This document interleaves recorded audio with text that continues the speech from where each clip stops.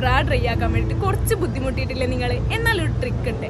ബ്രാ dry ചെയ്യുന്ന speed മെറ്റീരിയലൊക്കെ wash ചെയ്യുന്ന രീതിയിൽ ഡിപ്പെൻഡ് ചെയ്തിട്ടുണ്ട്. പ്രത്യേകിച്ച് ഹോസ്റ്റൽ ലൈഫിലൊക്കെ കോമൺ ആയിട്ടുള്ള ഒരു സ്ട്രഗിൾ ആണ് ഇത്. മോർണിംഗ് ക്ലാസ് ഉണ്ട്, നൈറ്റ് വാഷ് ചെയ്യണം എന്നൊക്കെ ആലോചിച്ച് പാനിക് ആയിരിക്കും എല്ലാവരും. പെട്ടെന്ന് വാഷ് ചെയ്തിട്ട് പെട്ടെന്ന് ഡ്രൈ ആവുന്ന പോലത്തെ ബ്രാസും ഉണ്ട്, നൈലോണ്, അതുപോലെ തന്നെ പോളിസ്റ്റർ ഒക്കെ പോലത്തെ ഫാബ്രിക്.